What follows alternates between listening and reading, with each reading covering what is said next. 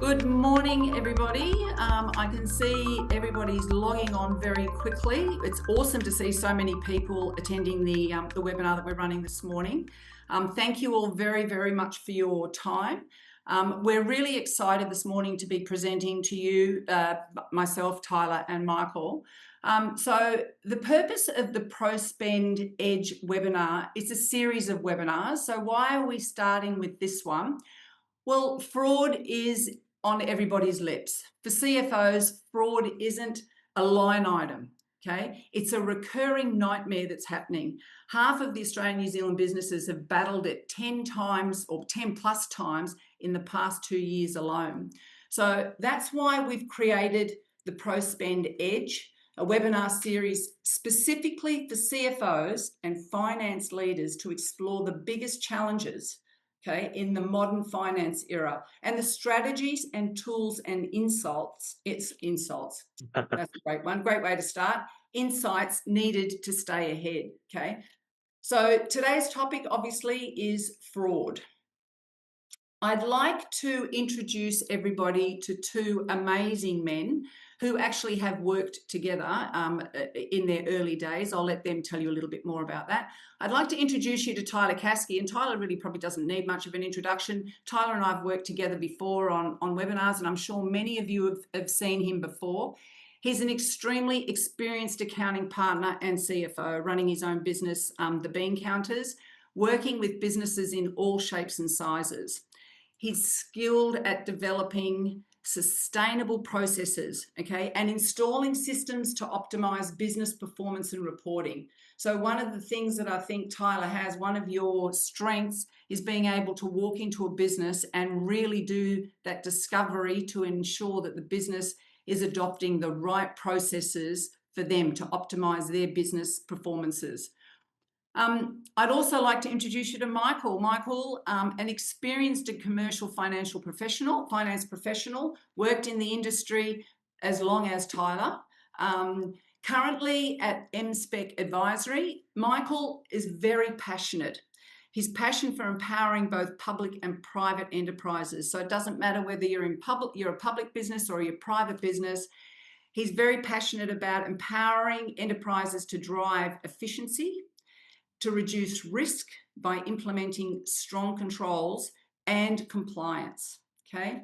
A little bit about me, Marianne. I'm the Channel Partner Manager here at ProSpend. I'll just be moderating the webinar today. The boys are going to be doing most of the talking.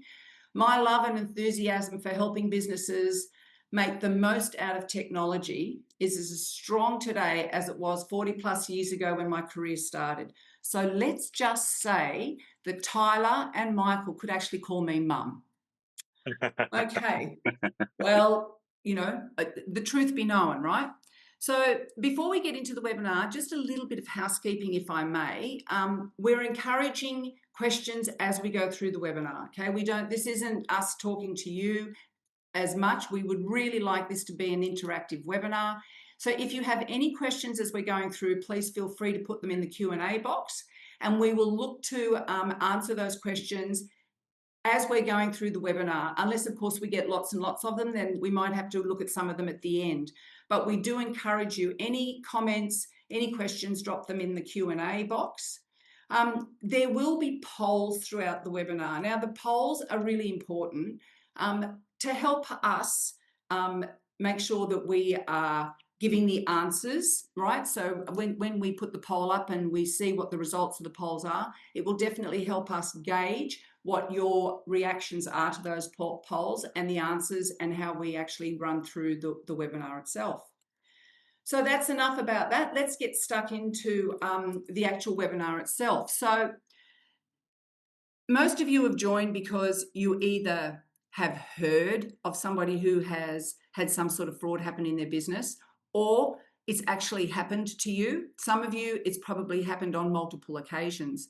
And I'm speaking from experience, having worked with a client on the northern beaches of Sydney who potentially they didn't lose the 125,000 because they had strategies in place to make sure that that didn't happen. But by God, had it have gone through, that particular invoice had gone through, that business probably wouldn't be there today. So fraud grows fast. A $500 red flag today can actually snowball into like 50,000, 500,000 disaster within a week. So catching it in real time is really important, and you stop the actual loss before it starts, which is exactly what happened to this company that I was talking about earlier at Brookvale. So fraud's now a CFO level concern. It's not something that can be left, to reactive audits. It's about being proactive in every way. The data that we share today, so the data that we're actually sharing backs up the point that leaders genuinely know they need to do more. And if they don't, what will the total cost be? What would the cost be if there was some sort of fraudulent activity within the business? It affects the staff, their families, it affects clients, and not to mention the reputation of the business. And I think, some of the big organisations that we've seen out there today are suffering from fraud, and their reputations are just gone. So before we move on, I'd like to run the first poll, if I can. So how effective, just have a little bit of a think about it, right? How effective are your current fraud detection measures where you are at the moment? So I'll give you a couple of seconds just to answer those. So are they very effective, somewhat effective, not effective? I'm not sure. Okay, so just a couple of minutes there. You can see those results. Those results are coming in thick and fast. I'd love someone to be very effective. Like I don't think I've ever been a head of a finance team or in a business that we've always had very effective controls. Like there's always something we could have done better. Yeah, couldn't agree more, Tyler. And both you and Michael working in the businesses that you're working in, you'd probably see it all the time. Let's share that poll, shall we? Shall we share the results of the poll? So here we go. So how effective? Somewhat effective, not effective, I'm not sure. Okay, so you can see there, great, somewhat effective, that's awesome.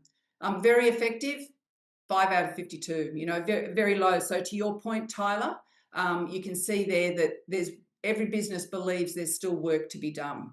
Yeah, and I always find like our play here in finance is we're sometimes only as good as we can influence the rest of the business, and it's very easy in the previous years if we're like a single office, we can walk around, the office, we could meet people, we could know the people that are maybe a bit rushed and will push invoices through without thinking.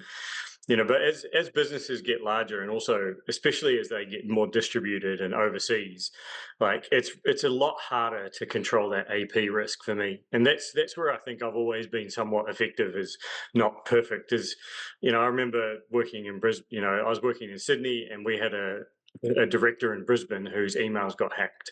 And that, like we had, I'd call okay IT controls, but they weren't top notch, so it comes down to like invoice controls, but also how good are our basic IT premises? Do we have two-factor authentication on everything? Are we utilizing all the password resets? Or I know password resets are dying, but every 7 days verifying accounts and those types of things. And I think also, to your point, so many people working remotely today as well. So ensuring that they're using the right technology to make sure that everything is as secure as it possibly can be because of the remote location. So yeah. Yeah, that's 700 million in the middle of the screen, though. That's a real number for me. Like, I know Michael and I have both received our fair share of fake AP emails, and I don't think there's a day that goes past or a week that goes past in July where I don't get a fake ATO MyGov email as well. Like the prevalence of this is happening more and more, and they're really just preying on either the rushed or distributed teams where they're going, they just haven't got the controls in place to make sure that it happens. Yeah. properly. Well, we had an email here like last week. I know one of the team in our development got an email that was supposedly from our CEO Sharon, but it was a fake email. So, Yeah, it's important. The Okay. yeah. amount of Taylor Caskey's emails that have gone to my team are high. Mike, I think you actually got a few of those as well. Taylor, definitely, yeah. Like if you think about it, right, there's just three main types, right? There's the impersonation ones, like I'm a CEO of blah blah, I want to offer you a new car or whatever. It could be I'm a Nigerian prince, like that's a form of impersonation. There's an urgency that Tyler touched on. Hey, you got to pay this invoice quick, sharp today, otherwise a service gets cancelled or your electricity will not be there tomorrow, right? Or the third, which is what we're talking about today, it's just things like chinks and vulnerabilities in your payment system, things like payment diversions and increasing fraud, right? So those are the things that, that all these adds up and they're all Yeah. vulnerabilities and risks to your businesses. Yeah. Well, I think that, now looking at this next slide, Michael, just on the point that you two have just been speaking about, if I can ask you to go through this slide, like these are some seriously concerning numbers, right? And percentages, like Yeah, serious. definitely. Yeah, definitely. I mean, if we look at it on screen there, there's about just based on this is outdated numbers, but the best that we have it Yeah. currently, which is 28% increase in business scams, losses, and that, a resultant of $30 million to businesses, right? But the Mm. true costs of, when we factor in just not business losses, but your wastage around, the follow-on requirements after, like after a scam goes through, your IT department gets involved, HR gets involved to check whether employees are doing the right things. All these cumulated to $1.2 billion in Australia. That is an astounding stat. Yeah, To it's a put it, big number, and that movement up is what I'm seeing as well. Like, if I compare 10 years ago of how many fake emails I got versus now, it is at least 10 times as much of how many fake emails I'm getting. And the good thing is I don't think they're getting better. I don't think the email fraudsters are, you know, are really good yet. Like, they're still making spelling mistakes. The invoices are still bad, but every now and then you do get the ones that are really good. Like, we've had emails hacked and people wait in emails for like a month before they send an invoice to the accounts payable person from that person's email address. And those types of fraudulent activities, I think are less common, but when they do hit, that's when the big numbers go out the door. Yeah. I yeah, think. absolutely. So if we look at that, just to put into perspective, $1.2 billion bought in Australia. I mean, like if you look at it alone, last year I saw a stat. 2024 there was something like 98,000 new jobs created in all of Australia. If you extrapolate those numbers, this 1.2 billion was like that's 10% of new jobs growth. If your business is growing and so is fraud, you need to keep your eyes close to it, right? Yeah. I really sorry, Ty. Mate, the other one I like there is the duplicate payments as well. Like, I've walked into two businesses with hundreds of thousands of dollars of either duplicate payments that they've made, or the worst one, I walked into a business that dealt mainly with government and quasi-government agencies, and they had $300,000 of duplicate payments that they kept, because the government organizations had paid it twice.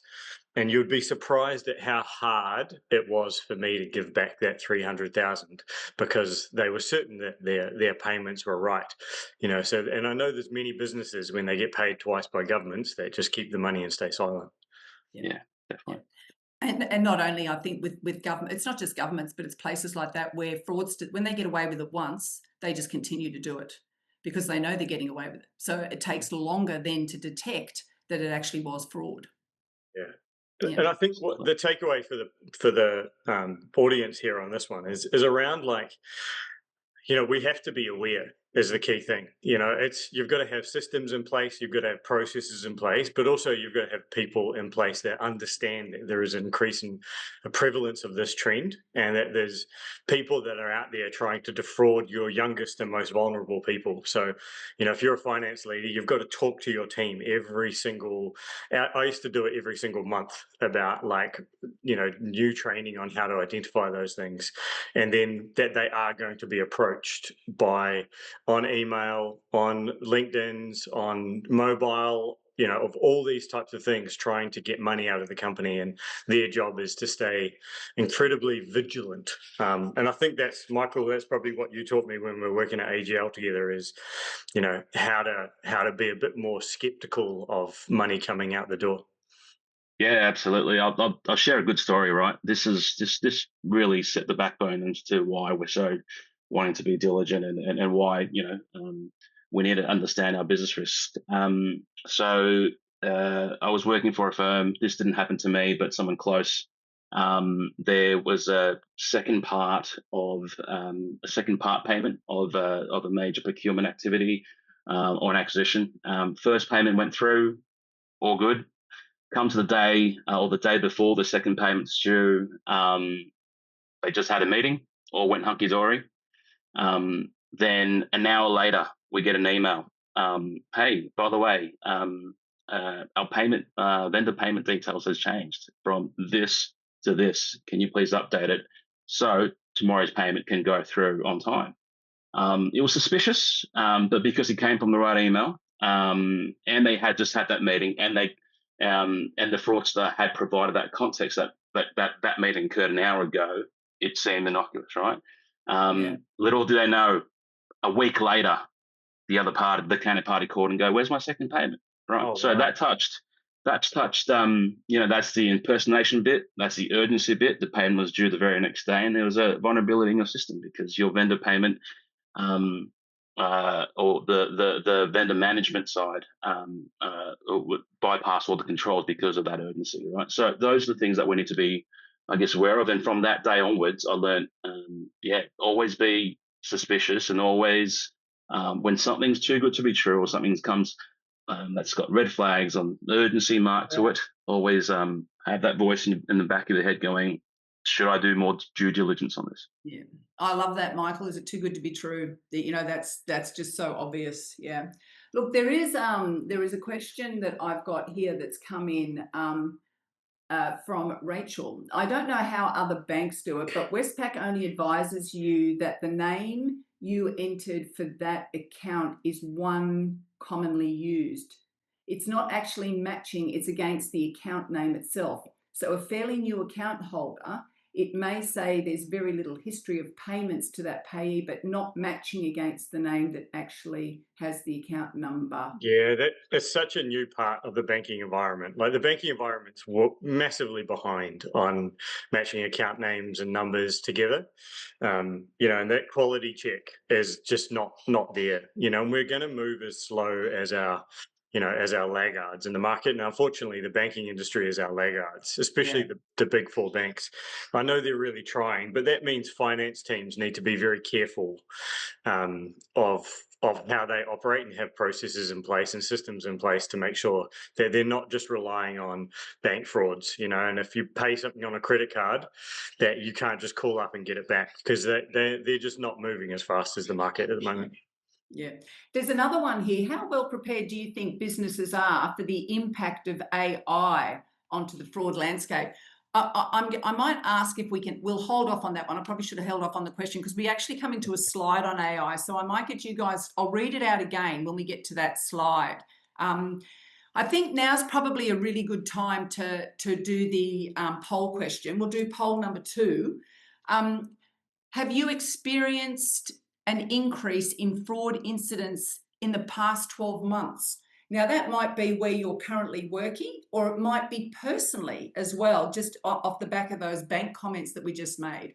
So have you experienced an increase in fraud incidents in the last 12 months? So for just a couple of seconds, we'll get you, oh gosh, they're flying in fast here now, just to answer those. And we'll share the results with you as well, because I think it is important for everybody to see where we're all standing.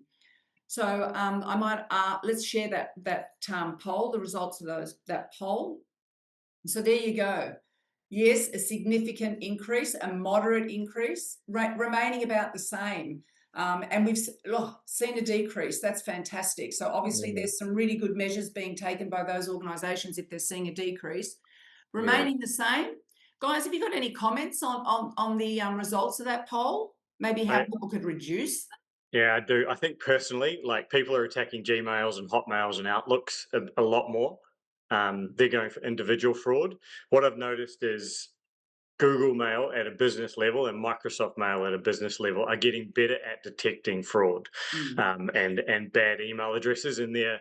Even if they're not detecting it, they're saying this is from an unknown sender or something like that. So I'm starting to see a little bit more movement in those, larger business frameworks, which I think can help a few people.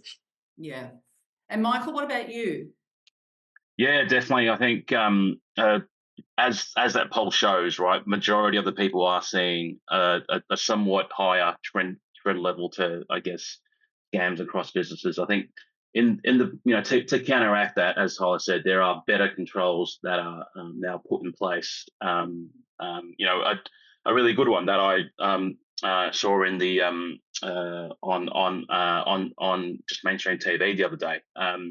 Combank had actually, believe it or not, Tyler, Combank had introduced AI agents to counteract scammers. So when a scammer usually call a mobile number to see if it's a real person and trying to get your payment details or ask you to pay $100 or $200 here and there, Combank actually now has AI agents that talk back to the scammer with a view to inundate their scamming cell, so that they're all, consumed by time with agents, so that the normal people like you and I can't get defrauded as much.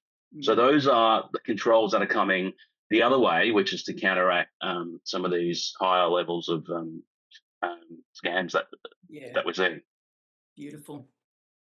Yeah, well, I think everybody, all the banks and for all financial institutions, really, like, it's not just the banks. There's others that are out there. Your American Expresses, Latitude, other organisations that are providing credit and the cards. Because everybody's using mobile phones now too for authentication and things like that, the scammers are onto that as well. So that's a really good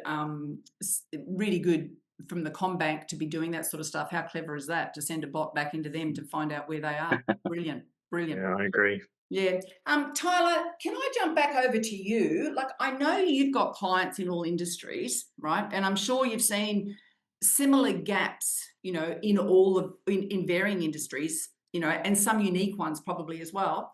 What are some of the gaps you've seen, and any stories that you can share?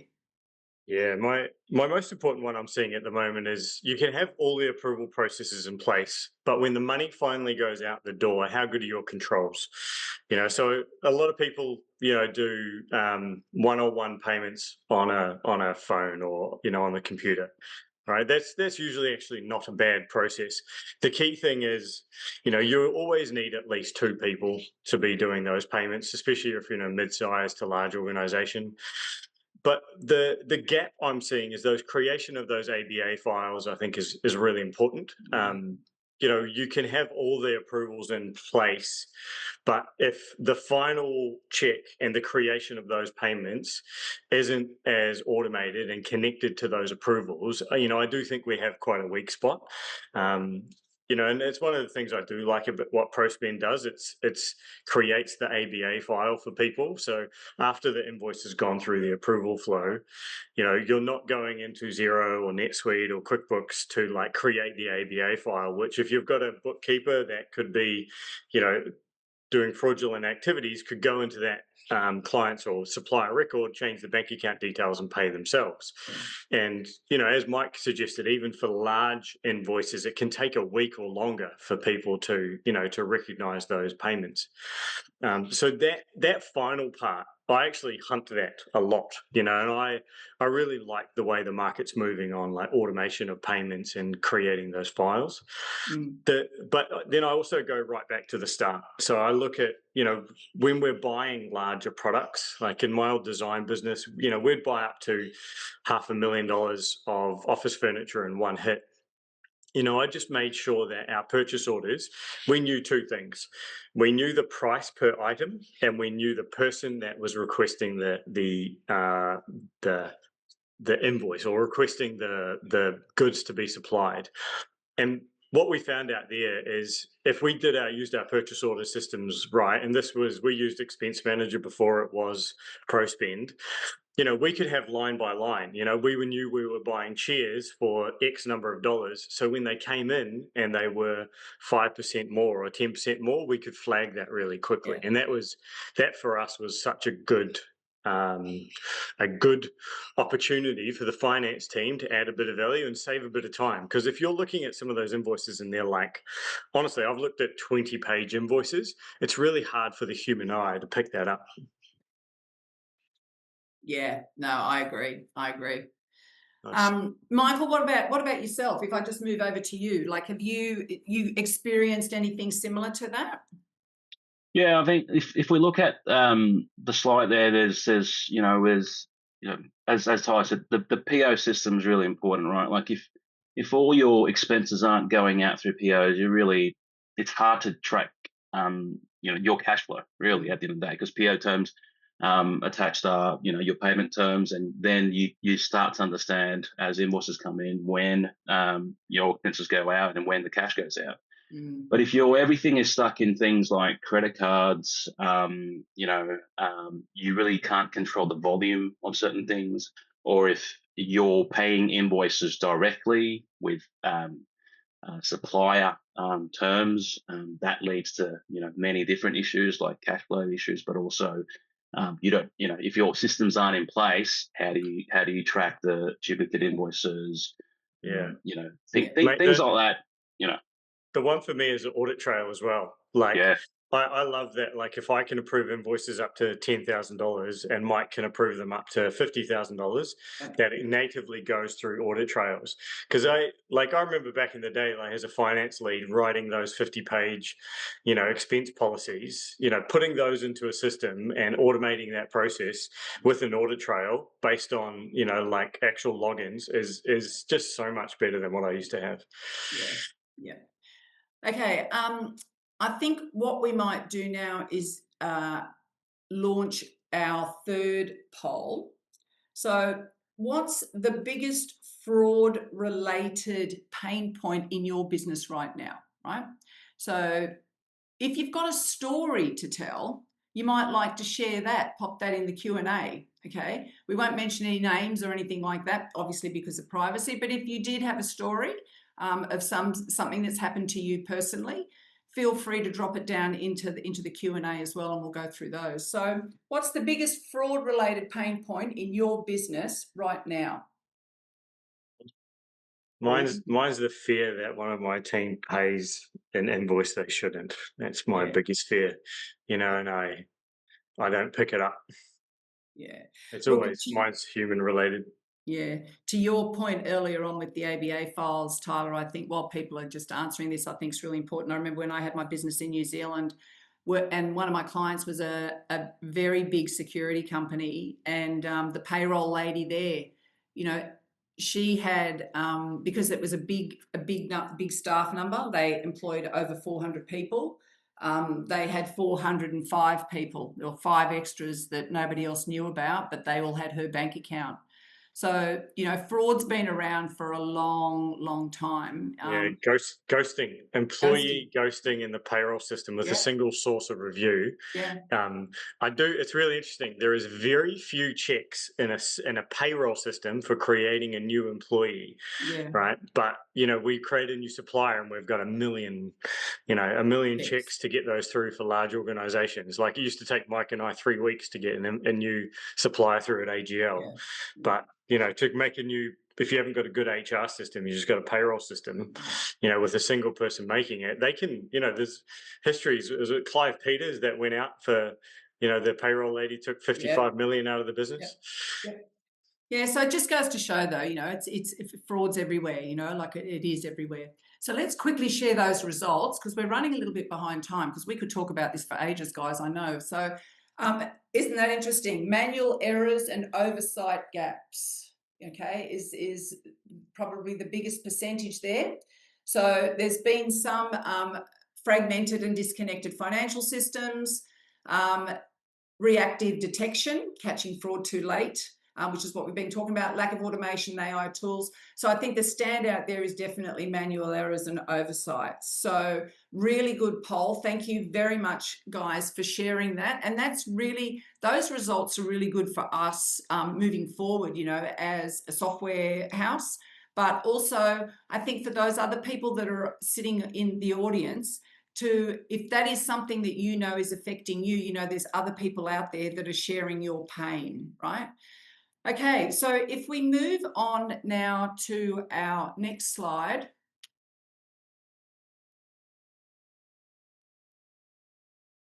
That one.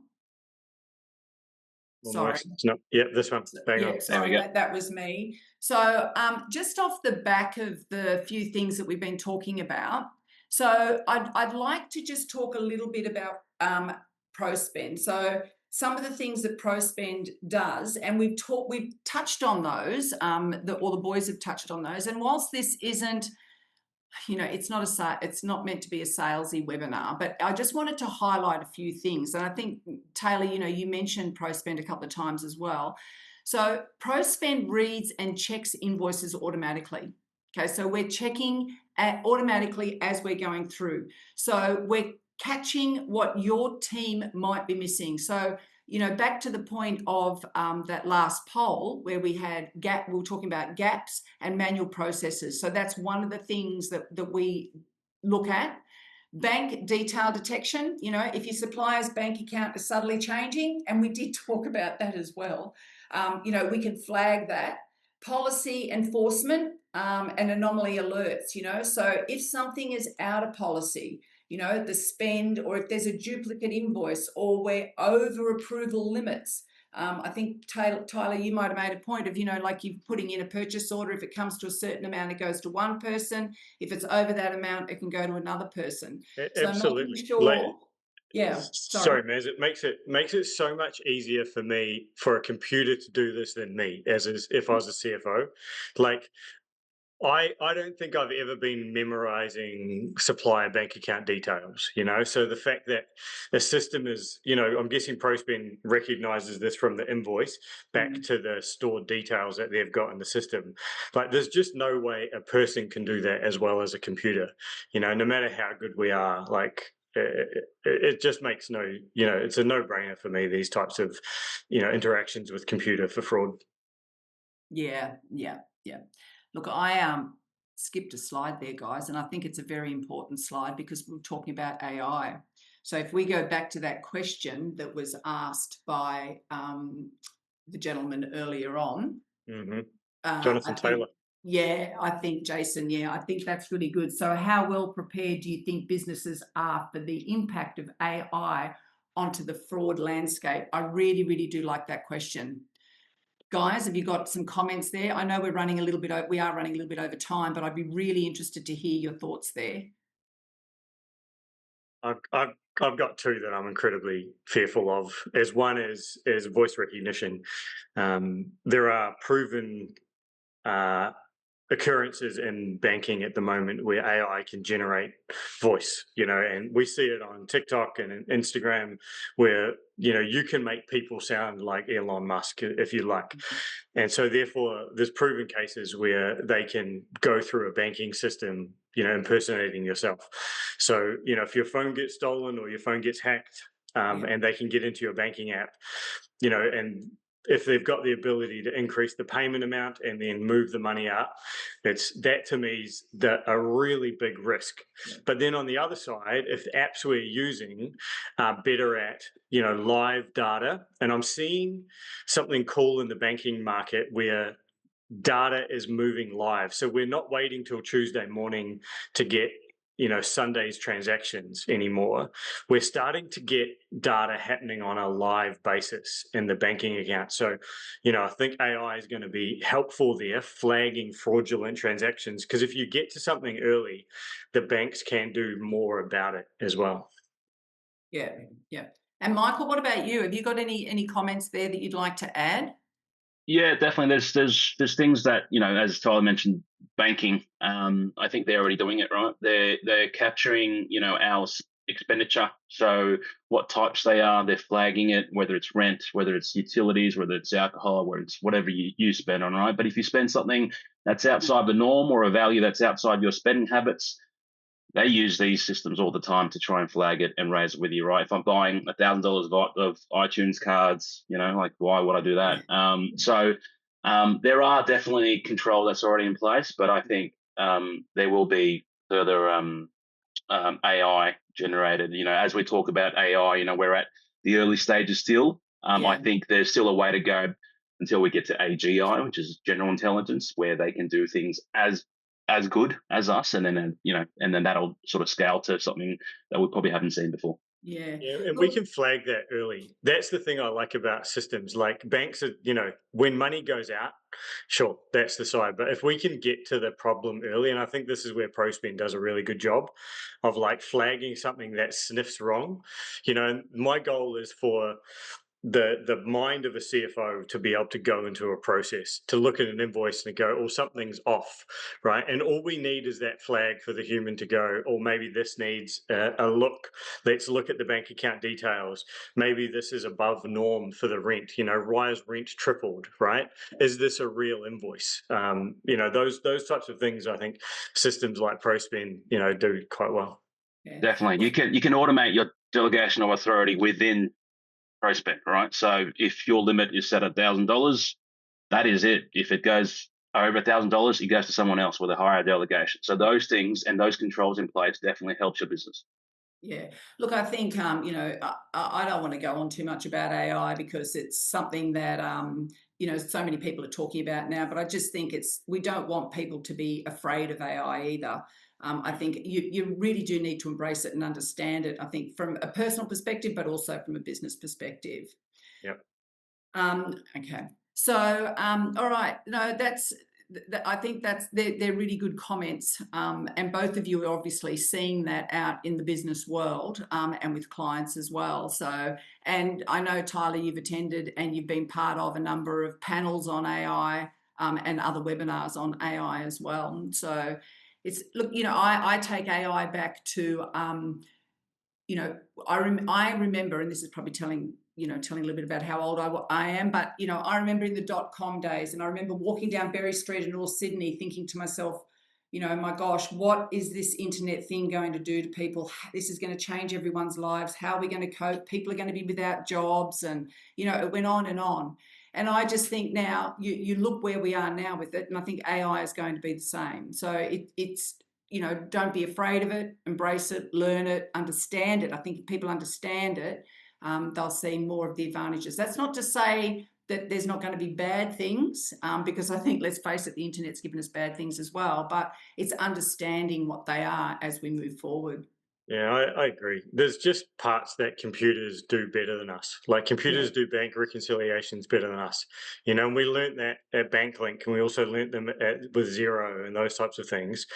But, for businesses, especially mid-sized and large businesses with high invoice volumes, there is no way a human is as good at reviewing data as a computer is.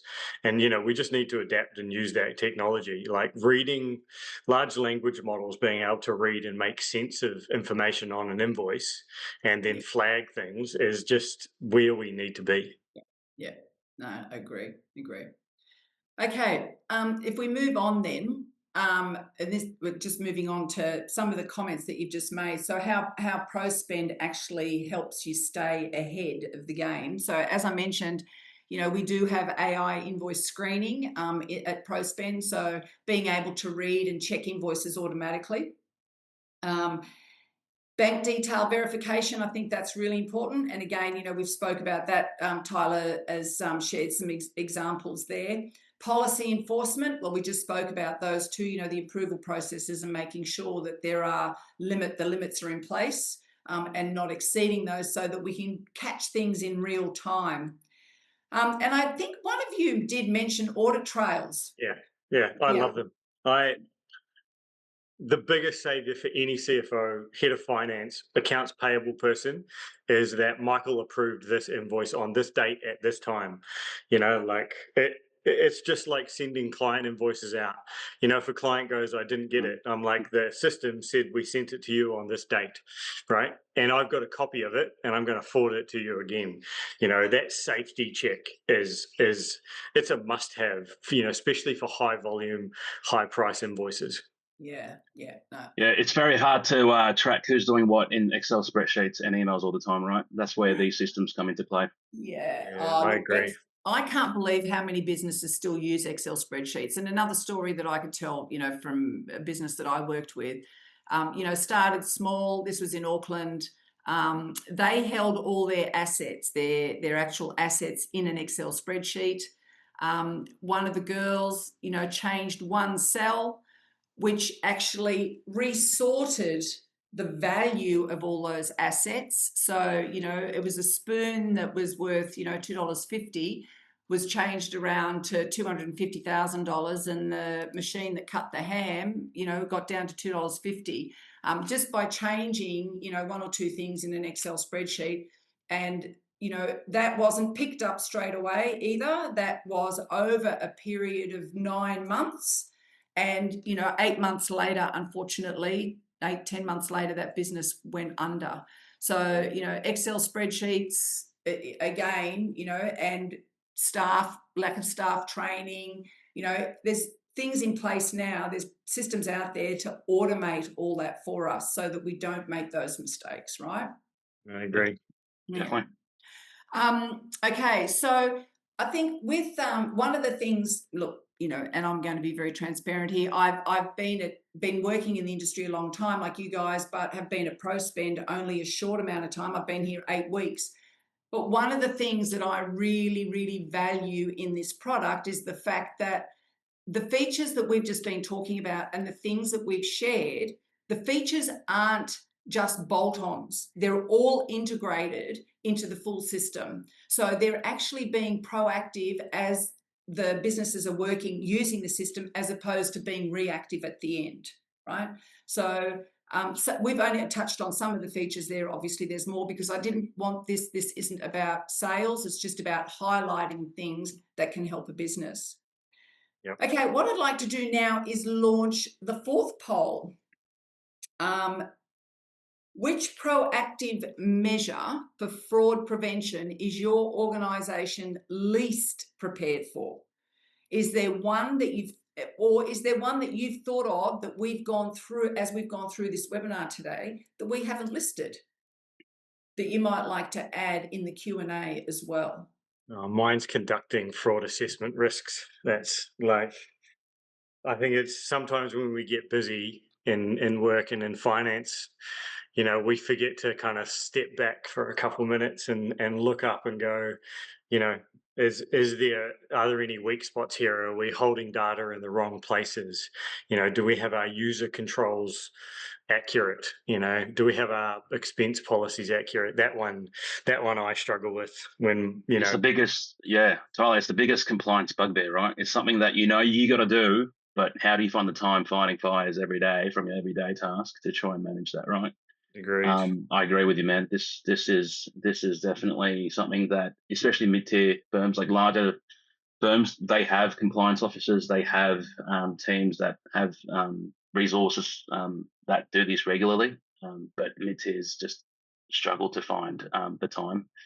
So is there a couple of steps this. that you think that you could share, like something that comes to mind that mid-tier businesses could do to help with that? Either of you?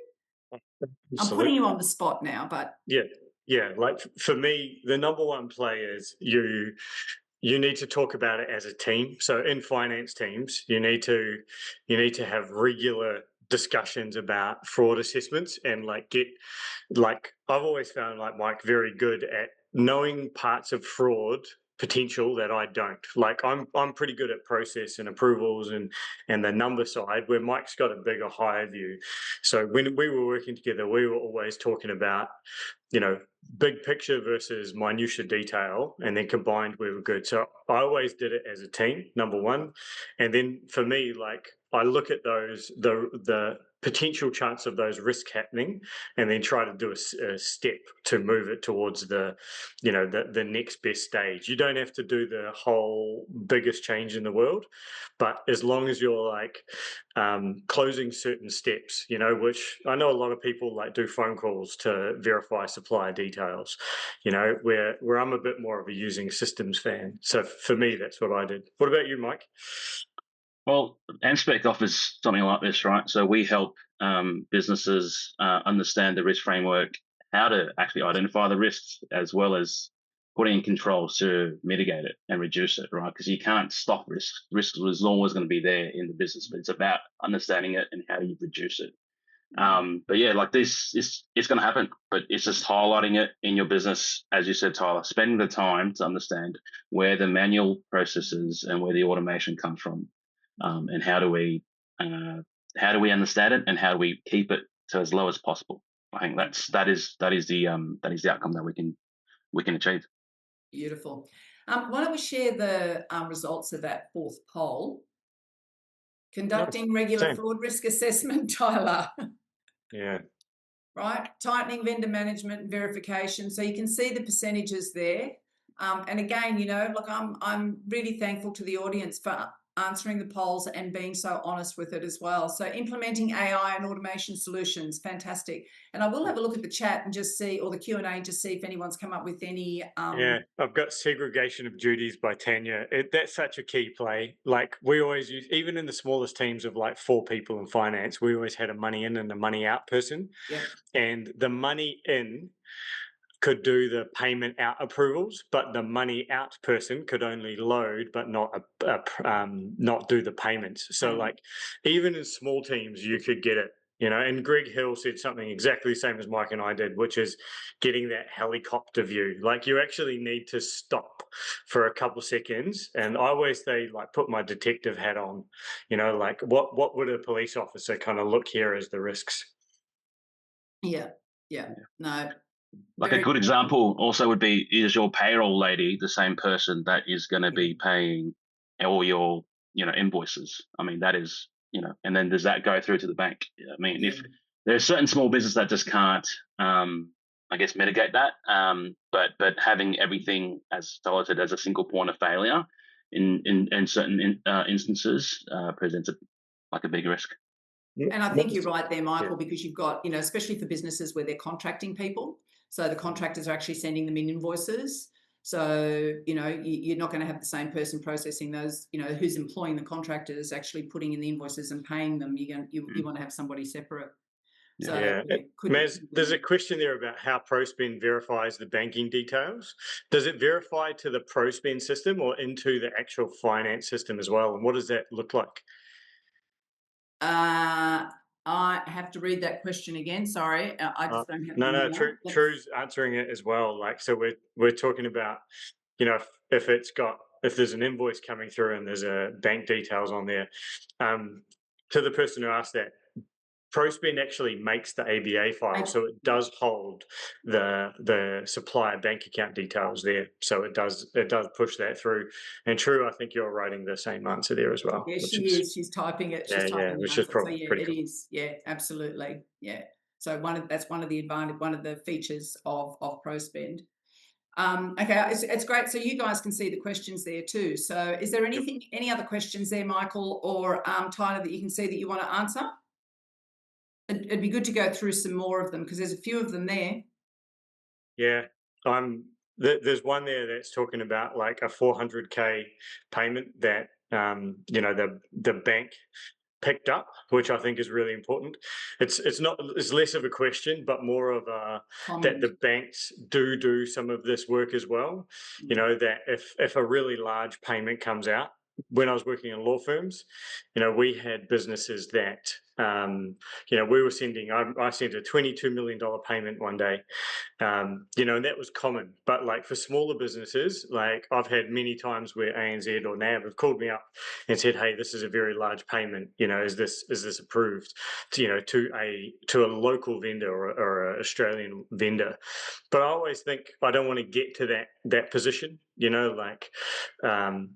I don't want to rely on the banks picking that up, but like we do have multiple systems in place, just like they do. But I want to use systems in our internal processes to make sure they work. Yeah. No, that's good. There- Okay. There is Michael? one there, Mike, about you do this well, like checking supplier prices against the contract, because I know one of your skill sets is matching supplier prices to contracts and that purchase sort of thing. What's your advice there around how to make sure that works? Yeah, well, understanding, I guess, having a system that has a PO system, right? So basically, when you're procuring your items, does it match to what the contract or the rate schedule, whatever it is that you're buying, whether it's widgets or people's hours, right? How do you make sure the PO's right though? What's that? Sorry. How do you make sure the purchase order is right?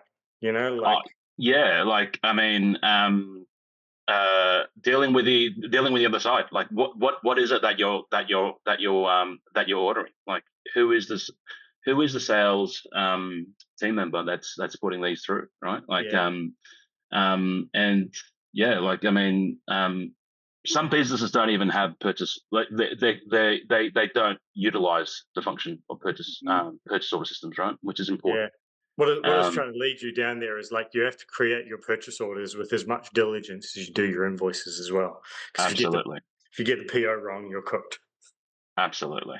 You guys have just led me into a really good segue. You know that ProSpend allows you, with our AP, you can actually enter in a purchase order off the app, off the phone. And then again, it goes through that approval process. So if it's for a particular job or a cost center or whatever, so we have the ability to be able to actually enter in the purchase order and then have it approved by the right people before it actually goes through. So yeah, another way, and I agree, because I think the purchase orders are definitely, most businesses, if I think back to when I had my own business, they just didn't use them. Just went straight in and just entered in the invoice. Some of them didn't even check the goods as the goods came in, if they were running stock. Yeah, I agree. Yeah, that's hard. It's really important. Yeah. Okay, well, I think we'll close that poll down now as well. So we've got all the results there, and I don't think there's anything, majorly stand out that we weren't aware of before. What I might do now, both of you, I've just put the next slide up, which is actually the last slide, but I think it's probably the most important. So a roadmap for CFOs. I know we've talked about this, the three of us, we've tried putting in a roadmap for CFOs from being reactive to being proactive. So I'll hand over to you, Michael, first, but Tyler, I know that you've got some really valid points that you wanted to share here as well. So I'll let you guys go through this together, because I think it's really important, and these will be some of the takeaways that the audience will be able to, to actually go away and maybe start looking at in their businesses. Yeah, for sure. So first one is just assess your gaps, right? How much of your process currently is manualic versus automated? Is everything through Excel spreadsheets? Is a PO system set up? What does it take to bring on a vendor? Is it one person? Is it two people? What is the approval process, right? Yeah, and is that a single person risk as well? Like for me, one of the best things I've ever seen is two people need to approve a new vendor, and that should not be the accounts payable person. Great point. Great point. And then also just leveraging the PO system, right? Like, is it are you paying off just invoices and credit cards, right? Credit card requisition. Like, how does people, because essentially, if a transaction through the credit card has gone through on the same day, it takes 55 days essentially to pick up if something's wrong, because people always leave that requisition right till the end before the credit card payment's due, and then you pick up, and then sometimes it's too late, right? So strengthen your controls around your vendor verification. Things like that example about the last minute change of vendor details. Who gets to approve that? Who in the business has oversight? As Tyler said, is it two people? Is it one person? Have defined responsibilities and throughout your business. Like, is it are the sales team responsible for their expenditure? Are the operations team responsible for theirs? Who gets to I guess own their expenses, right? And then Tyler, you probably want to touch on some smart tools and automation. Yeah, for me, like, my answer is just always do something. Like, grab a tool, and I know this is a ProSpend webinar, but like, grab any tool. Like, I love ProSpend. We use it. You know, Mike and I have put it into businesses with like NetSuite. We've also like helped, good size zero organizations use it as well. But like, do something. Don't do nothing. If you're stagnant in this market at the moment and you're like relying on humans, you will end up getting money out the door. And one of my good friends, who was a financial controller, sent 75,000 out the door because he didn't have an approval process system. He sent it to Singapore. They never got the money back, and that was when his CEO, was in Singapore, and they tracked him through. So, if they had a process in place with an audit trail, you're going to be safer. But also, you're also going to pick up those little red flags. And that for me is the play. And I think we've already talked on, Maz, that continuous improvement. Like, take the seconds, take the moment, get your team together and all try to get that, continuous improvement play. Like, even my youngest team members, I want them, having their like little detective hats on. I know it's a bit corny, but it's kind of the way I used to frame it. And look, I agree with you 100%. Just pick up a tool, any tool. It doesn't have to be ProSpend, but look around, look to be aware of what's out there that is going to be able to help you. Because I think the only way to keep going, and if the only way to keep going is to continue to automate, and if you don't, you definitely will be left behind. And 100%. 100%. And you can't scale, right? Because if you don't use tools, you're relying on human labor. And every single time there's more volume, there's more growth in the business, you have to hire more. Whereas if you rely on tools and process gets easier, leaner, quicker, that person can add value and upskilled. And look, I also think, from a human's perspective, like from the people that you employ, you want to walk into an organization that has got the best of breed, or that have got automated tools in place, that you're not going to be sitting there mundanely doing the same things every day, right? You want 100%. To be working with a business that is proactive, that is engaging with the tech, because that's what all the young people today are all about. So I think it is really important to stay on. And look, you made a point about it earlier on, it's all time. We get caught up in our day-to-day routine, business as usual. But I think we really do need to put some time aside to assess what our processes are within an organisation. And this is why I think, fraud has definitely moved from just being, when we were doing audits. And, Michael, to your point earlier about, the statement comes in for the credit card and we reconcile it at the end of the month. Well, that's, like you said, 55 days too late, right? So I think now that the actual fraud has gone from that person that's doing that reconciliation definitely higher up to the boardroom, where they have to start to be more proactive and understanding that fraud is affecting their businesses and to be doing something about it, in adopting tools to help their teams. So, Agreed. Great. Yeah. Agreed. Yeah. Okay, thanks, gentlemen, for that. Really, really appreciate your feedback there. So I want to just say thank you to everybody who's attended today. I really hope that you've all got something out of it. We haven't gone through too many questions. Are there any other questions there? I've got the team sitting next to me that I think most of them we've either answered them or the boys have answered them, which is absolutely fantastic. Agreed. So we're coming up to our hour. So I just wanted to say a massive thank you to everybody who's attended. This is the first in a series of ProSpend webinars, our ProSpend EDGE webinars. So keep an eye out for the next one, which is next month in September.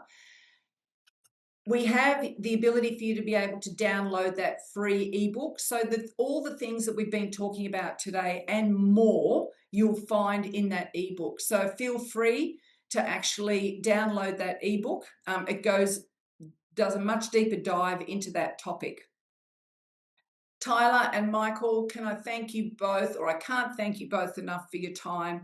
I know you're both really, really busy, but I really, really do appreciate the time and your professionalism and the insights that you've shared with everybody. It's been awesome. Thank you. Pleasure. So on that note, ladies and Thank gents, you. I'll just say, if any closing remarks, Tyler or Michael, that you'd like to make before we close off. No, thanks. Good luck, everyone. Stay vigilant, stay ahead of AI. Use the system, and good luck, especially in finance. We all want to keep our jobs, and we also want to make sure we're not sending money to the wrong people. Good luck. We all need it. Thanks all. Awesome. Been a pleasure. Thank you. Thanks, everybody. Enjoy the rest of your day. Bye for now.